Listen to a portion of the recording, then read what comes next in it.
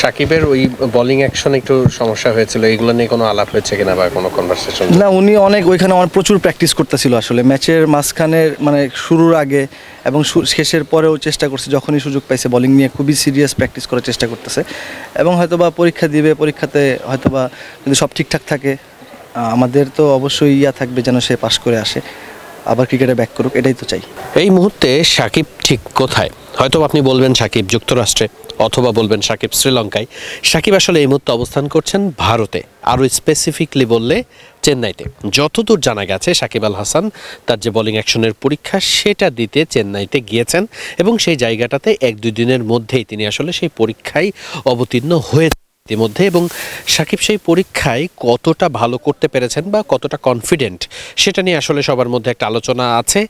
বোর্ডের মধ্য থেকেও খোঁজখবর রাখা হচ্ছে সাকিবের সাথে।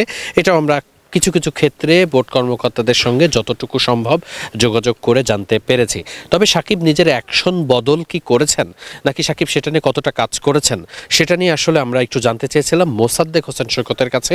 কারণ সাকিব যখন লঙ্কান টি10 টুর্নামেন্ট খেলছিলেন, মোসাদ্দেক হোসেন সৈকত তিনিও তখন লঙ্কান টি10 টুর্নামেন্ট খেলতে গিয়েছিলেন এবং মোসাদ্দেক হোসেন সৈকত তো চ্যাম্পিয়ন দল বাংলা টাইগার্সের হয়ে খেলেছিলেন, সাকিব সেখানে খেলেছেন গলের হয়ে। তবে সাকিব এবং মোসাদ্দেক হোসেন সৈকতকে কিন্তু আমরা বিভিন্ন ফুটেজে কিংবা ম্যাচের সিনারিওতে দেখেছি যে তারা একসাথে অনেক গল্প করেছেন, আড্ডা দিয়েছেন। তাই মোসাদ্দেক হোসেন সৈকতকে খুব স্বাভাবিকভাবেই প্রশ্ন করা হয়েছিল যে সাকিব আল হাসান তিনি আসলে ওই জায়গাটাতে বোলিং অ্যাকশন নিয়ে কাজ করেছেন এবং সেটা নিয়ে তার সঙ্গে কথা হয়েছে কিনা। এবং মোসাদ্দেক হোসেন সৈকত কিন্তু স্পেসিফিকলি বলেছেন যে সাকিব আল হাসান ওই জায়গাটাতে বোলিং নিয়ে অনেক বেশি কাজ করেছেন, পরিশ্রম করেছেন, টানা কয়েকদিন পরিশ্রম করেছেন এবং মোসাদ্দেক হোসেন সৈকত খুব স্বাভাবিকভাবেই এক্সপেক্ট করেন যে এই সমস্যা থেকে সাকিব উতরে আসবেন।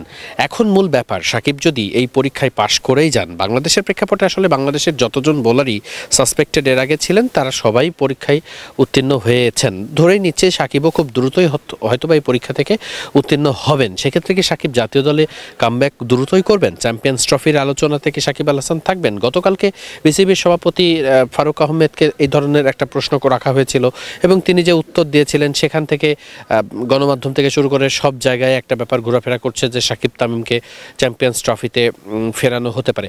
বাট বেসিক্যালি এই সিলেট আন্তর্জাতিক ক্রিকেট স্টেডিয়ামে দাঁড়িয়ে পুরো ব্যাপারটা অবজার্ভ আমি যতটুকু করতে পারি তাতে আসলে সাকিব আল হাসান কিংবা তামিম ইকবাল কারোরই আসলে আইসিসি চ্যাম্পিয়ন্স ট্রফিতে ফেরার ওই সম্ভাবনাটা আসলে বাস্তবিক অর্থে খুব একটা নেই বললেই চলে। কারণ আপনি সাকিব কিংবা তামিম তারা যে চ্যাম্পিয়ন্স ট্রফির আগে জাতীয় দলের সঙ্গে কোনো একটা সিরিজে খেলবেন বা কোনো একটা টুর্নামেন্টে অংশ নেবেন, মানে হতে পারে সেটা একটা প্র্যাকটিস সেশন, হতে পারে সেটা একটা ন্যাশনাল ক্যাম্প, হতে পারে একটা বাইলেটারাল সিরিজ, কিন্তু কোনো কিছুতেই কিন্তু তাদের অংশগ্রহণের সেই সুযোগটা নেই। কারণ চ্যাম্পিয়ন্স ট্রফির আগে একটা মাত্র ইভেন্ট আছে, সেটা হচ্ছে বিপিএল এবং সেটাও হবে টি20 ফরম্যাটে। তাই কোনো ধরনেরই কোনো অপশন আসলে এই জায়গাটাতে নেই। তারা এমনিতেও তো সাকিব বিপিএলে অংশগ্রহণ করতে পারছেন না বলে এখন পর্যন্ত খবর। বাট তামিম ইকবাল বিপিএলে খেলবেন অ্যাজ এ ক্যাপ্টেন হিসেবে, বরিশালের দলের হয়ে ক্যাপ্টেন তিনি করবেন, ক্যাপ্টেন্সি করবেন। তবে এই দুইজনই যদি খেলেনও তাও বিপিএল বাদে তো আসলে তাদের খেলার কোনো সুযোগ বা ওই অবস্থাটা নেই। তাই সেই জায়গাটাতে এই দুই ক্রিকেটার এই বিপিএল খেলে তারা আইসিসি চ্যাম্পিয়ন্স ট্রফির দলে সরাসরি ডাক পেয়ে যাবেন, এটা আসলে একটু আমার কাছে মনে হয় যে আনরিয়েল, অবাস্তবই যেটা বলবো। এবং দল এখন যারা আছেন তাদের নিয়েই আসলে টিম ম্যানেজমেন্ট পরিকল্পনা করছেন, নির্বাচকরা পরিকল্পনা করছেন। ফারুক আহমেদ কালকে যেটা বলেছেন যে যেহেতু তারা রিটায়ারমেন্টে যান নাই তাহলে তারা বিবেচনার জন্য অ্যাভেলেবল, কিন্তু বিবেচনার জন্য অ্যাভেলেবল মানেই যে তারা বিবেচিত, এই ব্যাপারটা কিন্তু এরকম নাই। তাই বিবেচিত এবং বিবেচনার জন্য অ্যাভেলেবল এই দুটো শব্দ বা শব্দগুচ্ছর মধ্যে বেশ কিছুটা পার্থক্য রয়েছে। সাকিব এবং তামিম ইস্যুতে এটাই ছিল এখন পর্যন্ত আপডেট। সিলেট আন্তর্জাতিক ক্রিকেট স্টেডিয়াম থেকে ওয়াহিদ মুরাদ, মিডফিল্ড।